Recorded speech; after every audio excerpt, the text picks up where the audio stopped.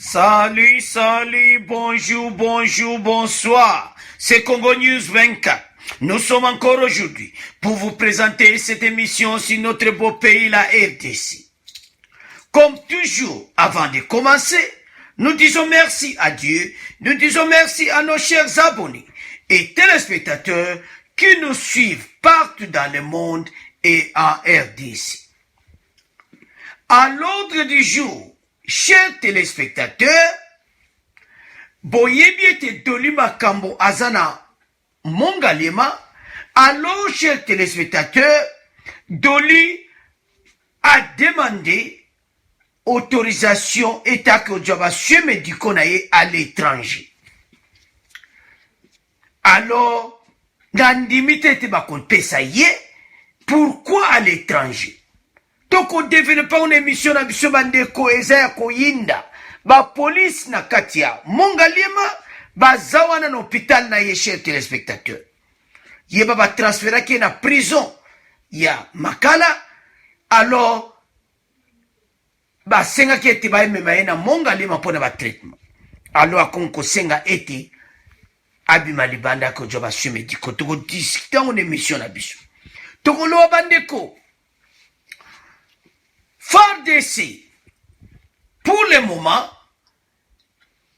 bazana ONU bandeko, ba casque bleu, oya ba brésilien, baza ko pesa bango formation na kati ya Zamba bandeko.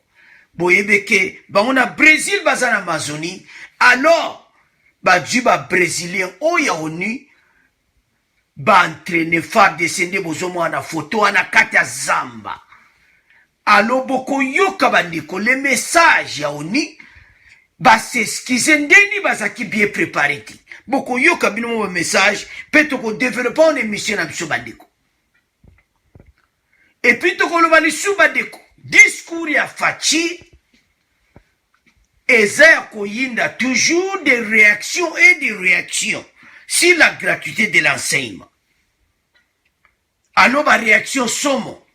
Ba révélation nandenge papa Tshisekedi atitikela ki bandeko. Et puis tokoloba lisu bandeko arrivé à Fayulu. Fayulu est rentré bandeko à Zongi.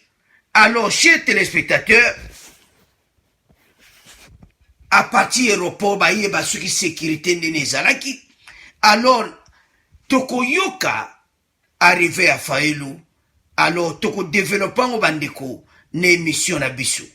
Alors, commençons avec les premiers points. Alors, chers téléspectateurs, commençons avec les premiers points. Les réactions continuent après le discours de Félix Tshisekedi. Bandeko. Les réactions ont continué, bandeko. Alors, la source penda bandeko ebimi pona fachi bandeko. Yambo zomo na photo Etienne Tshisekedi totiwa. Ba révélation bandeko o ebimi. O ba congolais musuba ko yeba o musuba ko yebati. Alors boye bandeko na discours na ye. Fachi avait dit ceci. C'est ici l'occasion, honorables députés et sénateurs, de vous informer que cette mesure de gratuité a permis de remettre sur le chemin de l'école environ 2 500 000 enfants en âge de scolarité, jadis exclus du système éducatif. Ban à peu près 2 500 000. Bazonge les classes, boana bazaki na nzela. Soit-disant les chégués, soit-disant bana moko abandonné, soit-disant bana moko rejeté. Alors bandeko, point wana gratuité, yangonde et yindi saki. C'est pour cela que vous mona que makambo ebele oye lobami. Ba réaction netwa mozito tu tshela bino lobeza sur la gratuité ebele. Bandeko musala oyo fachi asia bandi pe wazo kende nango bandeko. eza pona futur RDC. Eza pona RDC ezala RDC moko oyo congolais so atele voilà. Baso en charge ba enseignant nyonso wana ambongo aloba ekutu yango alobi tokozela février te directement ba enseignant wana il faut baza rémunéré parce que ba enseignant musu il fallait ba vérifier ba banini na bango sur le paiement na ba primo bazai kozwa parce que l'état offre ta salaire peut-être baza kozwa ba prime alors bandeko tout wana eza revoir. Alors loni tentoloba pona fachi kokoma ya fachi na présidence banzela oya tambolaki ba itinéraire na ye nzambe déjà préparaki yango. Chers téléspectateurs boyeba ke fachi azalaki l'air nyonso na papa na ye. Et puis message à papa na ye toujours azoyebisa ye mpona peuple. Le peuple d'abord. Le président Félix Tshisekedi a été déjà préparé pour être la président.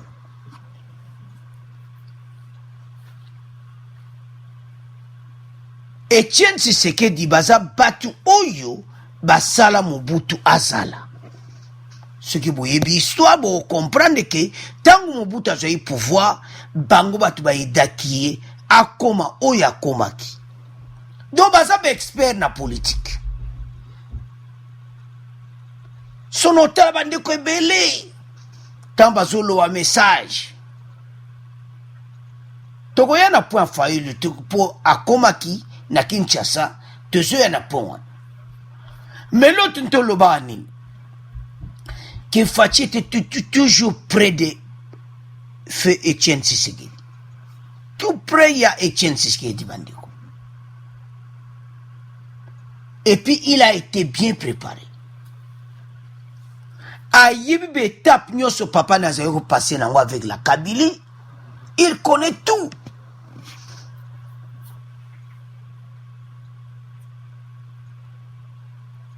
Donc, Fachi ayebi la Kabylie mobimba. Parce que papa Naye ayebi ça qui est tout. Na l'ère papa Naye. Bobi, combien de fois proposition Etienne Tshisekedi azwa kinaba? Soit disant, ba pays voisin, otoko tanga kombote, ki zwa mindu ki poto benga na Kabila. Mais Etienne Tshisekedi avait toujours dit, Kenga, nako zwa mindu kiti. Parce qu'ayebi, était continuité na ye kozala. Moi na ye azaki bien préparé. Fachi azaki bien préparé pour azala chef de l'État. C'est pour ça que ma prophétie bimaki na monde ebeli. Bande koto lobe sa vérité. Parce que soto lobe vérité batu balingaka vérité ti.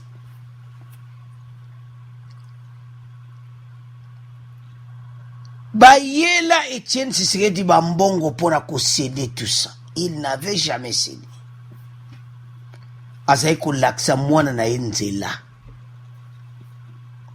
C'est pour cela que Fachi lelo bozomona. Dieu a préparé ye à vivre na papa na ye Etienne Tshisekedi.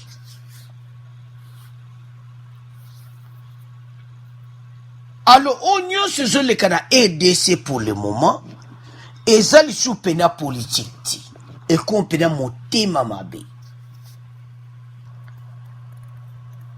Ce qui te zone loba, awa monsuba loba, non, Congo News baza toujours pour fachite. Biso za pour fachite, toi pour misala na yazo sala kitoko. Biso so kumisa misala na ye ba evre na ye o ezo sunga peuple congolais. Mutu nyonso avec fachaza ne bon. Mais biso to loba wa tozo kumisa ba evra fachi. gratuité oyo pourquoi bino pendant 18 ans bosalaki yango te? Pourquoi balobaka positif te balobaka kaka négatif? So yoki na gratuité bandeko mosusu bazoloba kaka grève tout ça. Alors bandeko faut comprendre eloko moko te na RDC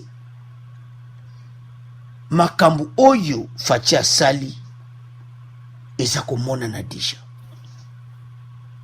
Eza na justice toye na po adoli makambo boko yokaba ma secret oyo ebime po adoli makambo tozoya na po wana bozala connecté weza bandeko makambo adoli makambo eza somo na gouvernement Faci oza na place okodusula te.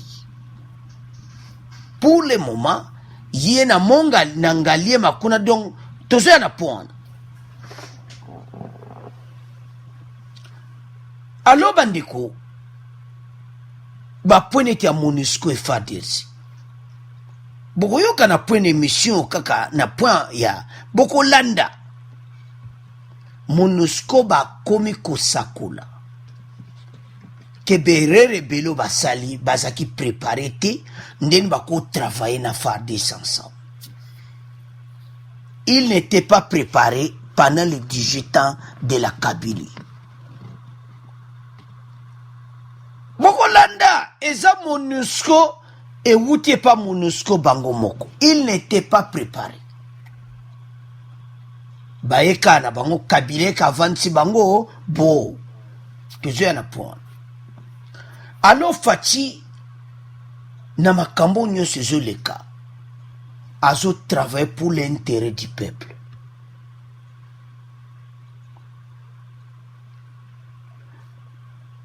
Yango to senga na peuple congolais. Place aux alliés. Président na biso eza Faci pona makambo azo sala pona peuple. Oui, parti à population bazwa un message qui to côté. Ba comprendre makambo ebele te depuis l'élection. Toujours les cas directement kana po wana ya Fayulu de retour à Kinshasa. Il a été bien accueilli, peuple a bien essayé. Mais l'on est un peu loba, to linga ka reconnaissance. Est-ce que ndenge Fayulu azo tambola ba yambi avec la Kabylie? Eko salama. Nasi batwana ba kozwa ba frappe et puis ba panzi Fayulu wa koti donc mobulu ekoti ba bengani batu nyonso. Mais Faci atikeli bino liberté ba yamba yo na aéroport tambola na yo sepela tambola na mboka na yo. Mais de retour Martin Fayulu atiko pesa ta merci ti. Bande ko tolo makambo eza reality.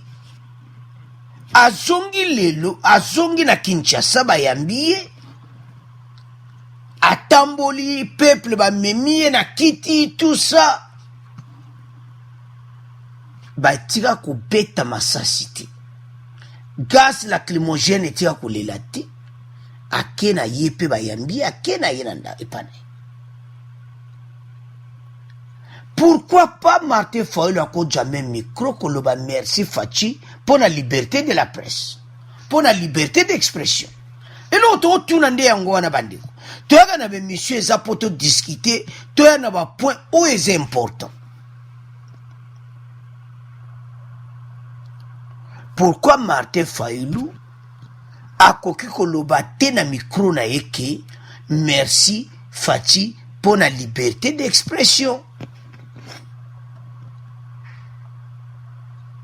Pour ceux qui Faci te yako tambola nenga zo tambola wanati. Photo yeba yango.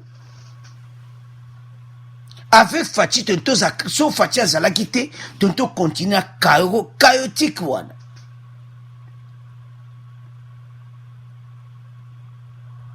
Alors, ezo senga Martin Fayulu po afungwama asenga ta merci parce que bonde ngayi bonde ba yambi en aéroport.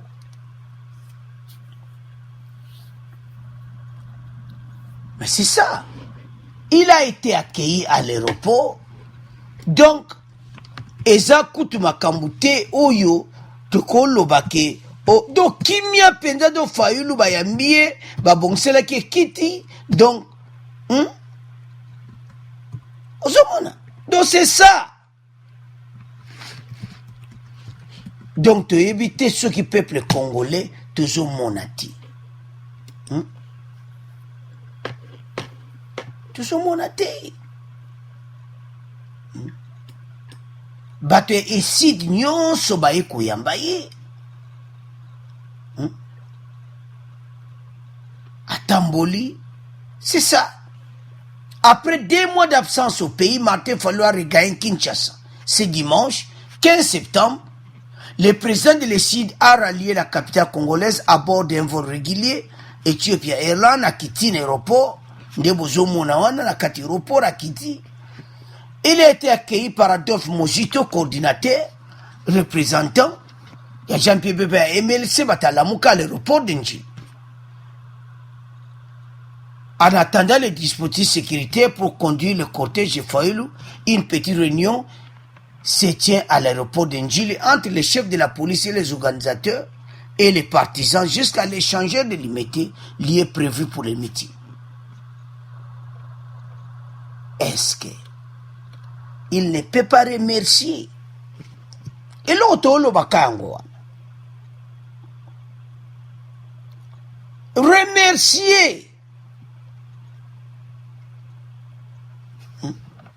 Remercier kaka Fachi que merci na micro non qu'on zoloba na peuple n'tani chantant zoloba au bandika au lobby en tout cas merci bandeko donc to sengi to pesi merci na président Félix Tshisekedi pour na ndenge que kimi ezali sécurité ezali donc na yepé donc il n'y a pas de problème.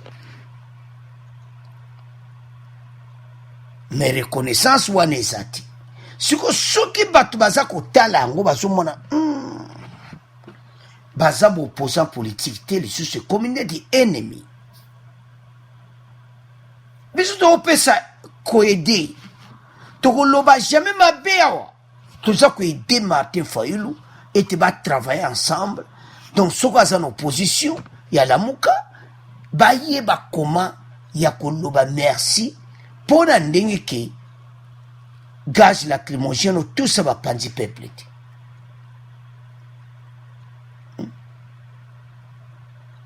kosenga merci kana fachi alors bandeko to clôturer point oyo eloni tintoloba awa tolingi ke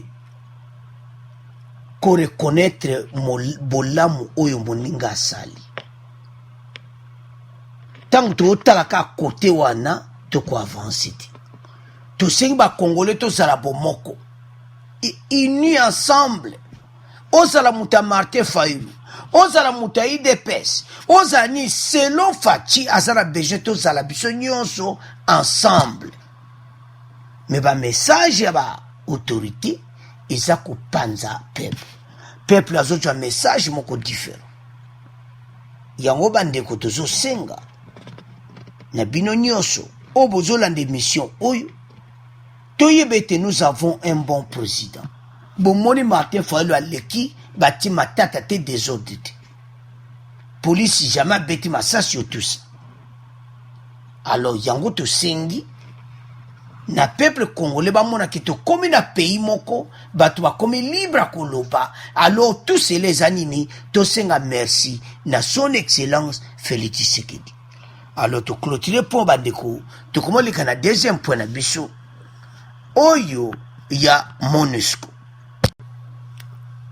Alors chers téléspectateurs to comme na MONUSCO les casques bleus de la mission de l'Organisation des Nations Unies ont entamé depuis le début de cette semaine à Beni une série de formations de militaires congolais sur les techniques de combat dans la jungle, donc dans la forêt. C'est le contingent brésilien qui a été choisi pour assurer la formation, car son pays, le Brésil, présente la même structure forestière que celle de la forêt équatoriale de Bénin. Ezali ba MONUSCO brésilien oya MONUSCO bango batu bazako ko aider FARDC bazako laksa monde bozomo na photo wana na katasa ba monike ba problème ji bango na peuple ba lingi siko penda ba aider parce que ba lobby était bokolanda na interview wana ba lobby était structure ezaki bien ta ko préparer peuple ayeba MONUSCO rôle na bango ezali nini et puis ndeni plani bango travailler na FARDC ezaki préparé. C'est le contingent brésilien qui a celle de la forêt équatoriale donc bango na Brésil bazana forêt équatoriale ndenge biso tozanango. Alors bayi bango kuna bayebi comment kotambola kati ya forêt kobunisa munguna na kati ya forêt.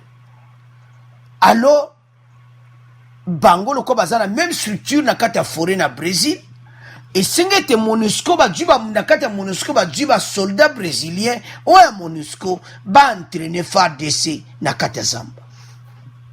Alors bande ko zone le vraiment kitoko.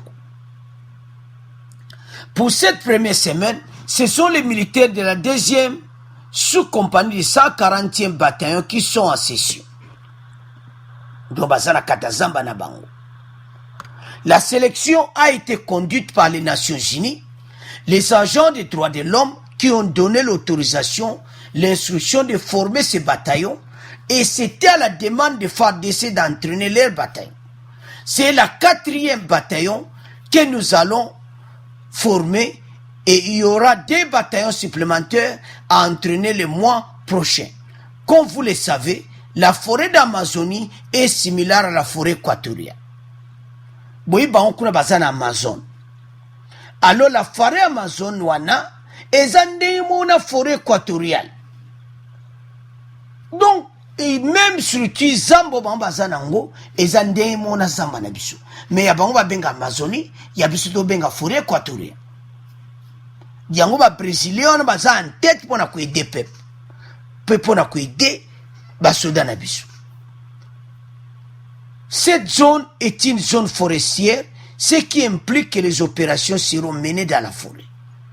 Alors, nous les formons à opérer dans la jungle. Dans le jungle, c'est donc très important pour nous qu'on les entraîne au plus tôt, que nous collaborons avec eux lors de futures opérations. Bandeko, MONUSCO ba pesi ba argument na bango oyo peuple to ko ndima pe to ko boye bango ba lobi ke peuple ba expliquer peuple tetan bango ba yaki na 99 boye ke bango ba yaki na 99 ba tia ko expliquer la Kabili na ba ne wana nyonso na la Kabili ba tia ko expliquer peuple te rôle ya MONUSCO awezani peuple a ibika tazo batela bango Abu Pia. Mais ba rôle la maman mususu batika koloba na bangoti. Alors le kolo ba rôle musu fallait za ya bangoti za FARDC. Mais kanda nyonso yake pa MONUSCO. Alors ba monete basangana. Au niveau du makambo na conseil de sécurité. Ba du ba soldat brésilien à MONUSCO. Bango lokola bango kuna na Brésil baza na Amazonie forêt ya munene bandeko boy kuna bango pe babunda na ba rebelle la baona katasa. Alors bazwi bango ba entraîner ba soda so ndenge ni bako bunda na ADF na Katazamba na ba groupe armé wana nyonso na Katazamba. Alors entraînement eza kusalama ezo kene kitoko. Alors pour le moment, ba yokani ndeni bako travail. Mais ebandeli planification pene zalakiti. Donc MONUSCO pena donc ndeba au travail na FARDC na 18 ans na nyonso la Kabili ba eda bango te ba expliquer mais na peuple ba rôle mususu ya oni. Peuple a moni ke baza ko bomba. Oh boy alo peuple a tombo kaki na bango. Yamba ako panza biro na mongo bozo mona wana na beni. alors matata wana bandeko ndenge esalamaki MONUSCO siko bazwi bastratégie ya koyede peuple. Alors sans plus tarder toyoka explication pour la présence ya ONU. Bon, on continue mission na biso. Qui est là, qui a les attributs de souveraineté, il y a l'armée, il y a la police, il y a les services de renseignement, mais on ne comprend pas pourquoi on continue à tuer des gens.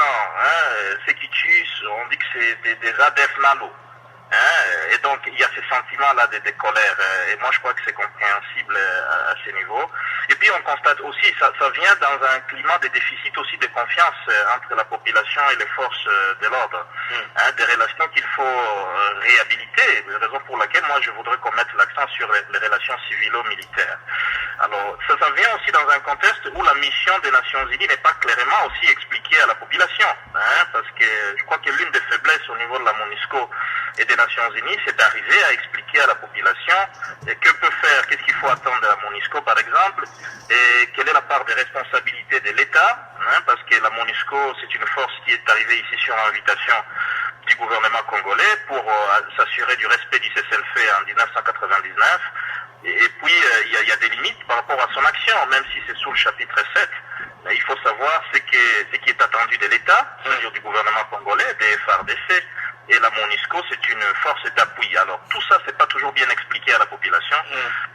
Alors, dans cette colère, il faut ajouter Ebola aussi, hein, l'épidémie Ebola, hein, qui a décimé une bonne partie de cette population. Alors, ce n'est que compréhensible qu'il y ait des réactions de colère. Maintenant, il faut y trouver une solution. Voilà. Ouais, d'accord. Trésor Kibangula, ce que beaucoup ne comprennent pas, c'est que la MONUSCO a une spécificité. Elle a ce qu'on appelle la brigade d'intervention rapide.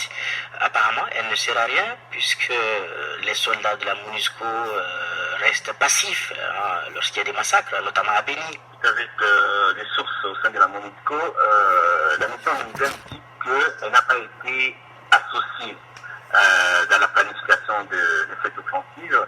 Certes, il y a eu des discussions en amont, il y a eu quelques opérations, quelques missions de reconnaissance différentes, mais les catégories disent qu'ils n'ont pas été associés dans la planification pour savoir comment est-ce que on attaque, comment est-ce qu'on mène cette énième offensive contre les EDF pour que sous le terrain on ne puisse pas se retrouver dans une configuration où les casques bleus et les FARDC seraient en train de commettre des exactions, par exemple, contre les dépendants des ADF, parce que certaines informations disent que les images de repérage opérées quelques jours avant le lancement de la grande offensive de l'armée auraient révélé la présence des familles, des enfants, dans les campements des ADF. Donc, la MONUSCO aurait souhaité que l'armée congolaise puisse planifier avec elle ses opérations. Alors, chers téléspectateurs, tout l'andi bisogno soana. MONUSCO va défendre boyki message wana ya autorité ba lobi que planification ezakité ba expliquer peuple tel le rôle de la MONUSCO. Donc makambo ebele zevra kitoko. Et puis planification pene ezalaki te na travaux na bango na FARDC.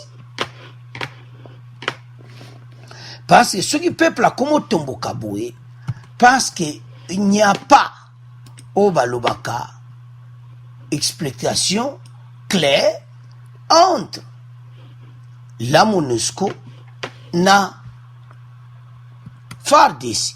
Ndeni bako travail. Alors tout le la planification ezalaki kitoko. Tout est pas un peuple. Alors les amawa, chers téléspectateurs, les amawa. Les amawa. Ils ont moins comment gouvernement ou à Liboso, Ezaki Penda, Basale Moussala Kitokoti. Alors Bandeko, pour le moment de Toloba, makamozo leka kitoko na samba bango baza ko entraîner FARDC nde bozo mwana ba photo wana baza pena ko laksa bango et puis bolandi message wana bolandi interview wana ba question wana si la MONUSCO parce que peuple soka tomboka qui passe bazali préparé pété connexion exacte entre la population na même na FARDC na l'air wana digital la Kabylie on n'avait rien préparé pour na bango MONUSCO zo sa mosani na désordre n'y a aucun plan tala lelo yo so peuple asalaki mobulu te lelo yo bazwi makambo ame mais toyebi ete c'est le début toyebi ete bakoavanse nango mais le digital ya Kabylie ezalaki mawa bandeko na so bakufi ebele parce planification ezalaki te bato oyo baye na 99 na 2001 la Kabylie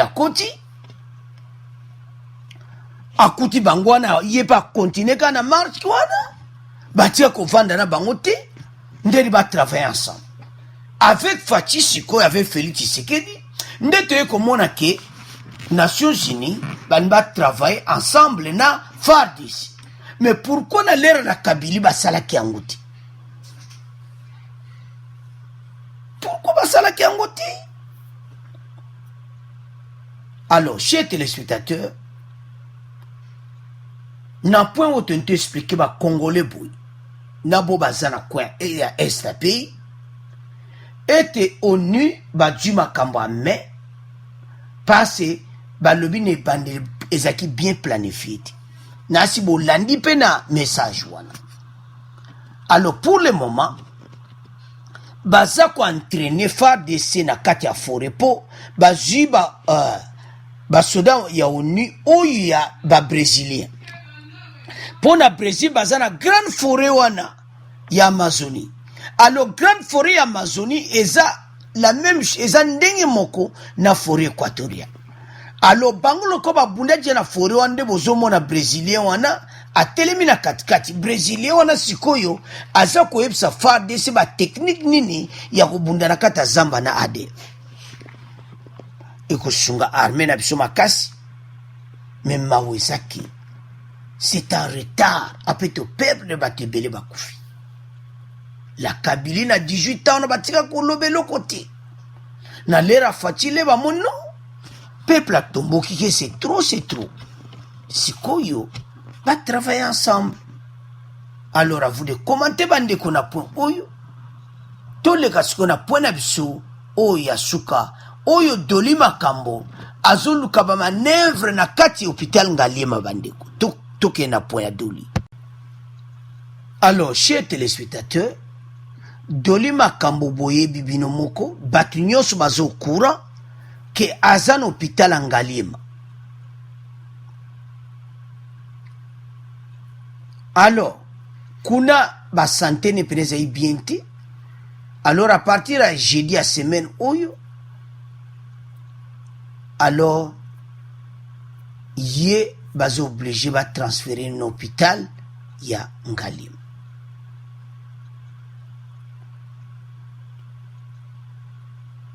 Doli Makambo, ministre provincial de l'Intérieur, de la Sécurité et de la Décentralisation et Affaires coutumières de Kinshasa, a été transféré à la clinique Ngaliema.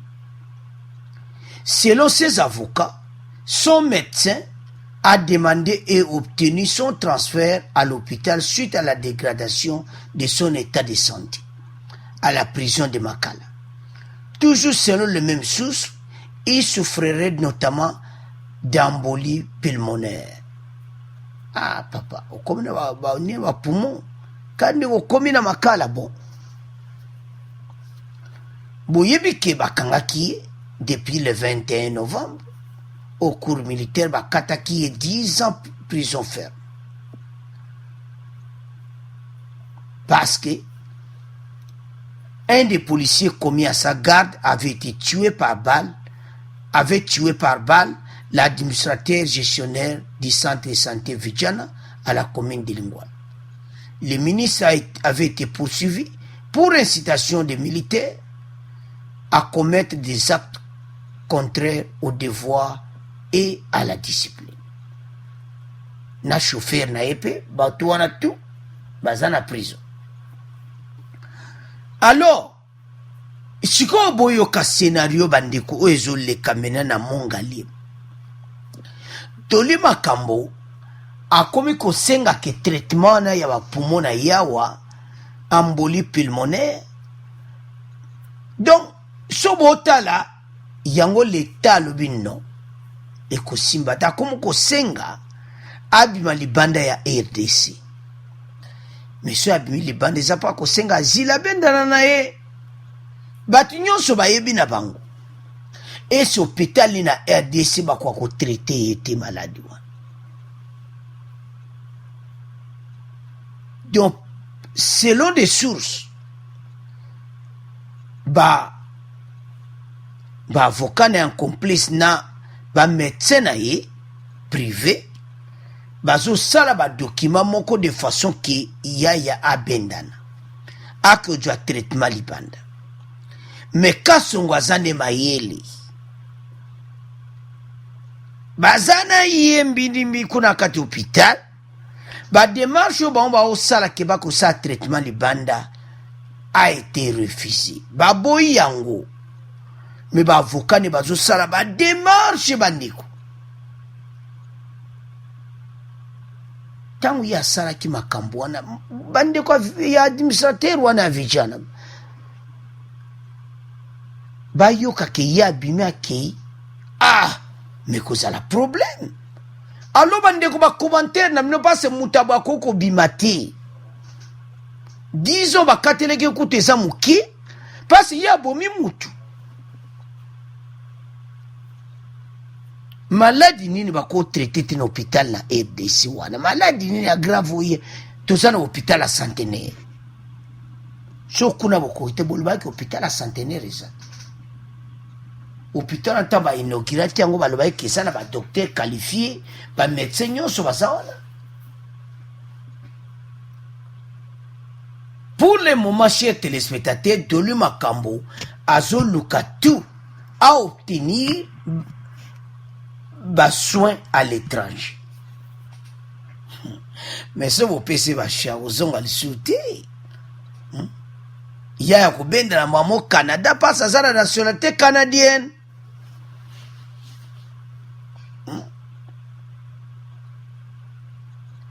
Il y a été état de droit. Ah ouais, aux en prison, aux en prison, aux en l'air à Kabilate, aux en l'air à Fachi. Aux en prison, aux en prison. So l'air à Kabilo, foutino là, au benda non a boutu au kimi. Mais na l'héros, mentalité de essayer changer la prison. Bah tout va au travail, qu'on a va, éco simbati. Yango so ba lobe état de droit vanda état de droit vandi ba memi na ba policier na kati hôpital ba traiter yo bazo kengela mouvement donc blende penza na kati hôpital Ngalema. Alors bandeko pour le moment comment solliciter ba document et te bakele ko traiter na libanda. Ok. Wana pena non impossible. Parce que ceux qui bandimi ya ko bendana na e Canada wo abwaki na asile bosani. Mais na kana eza grave. Parce que boyebi ke asile politique na makambo yote parce yo bomi mutu ata kimi bako senga ye extradition na bako zongse na Kinshasa na ndenge pays eza lelo Doli Makambo il faut pena vanda penda a supporter prison wana ezo senga penda a supporter penda prison wana andi ma pena ke oui navana na prison parce que makambo ya lukaki baboti ya administrateur wana basali basolanda bamona lo Doli Makambo libana mais bako juger gouvernement oyo ndengeni alors ekosalamati situation na ye bandeko do ndenge aza wana aza mokangami. Alors akobima te bakotika jamais ekosimba te. Alors chers téléspectateurs, pour le moment nde toyebisa bino azosenga ete ye abendana akino kozwa traitement libanda.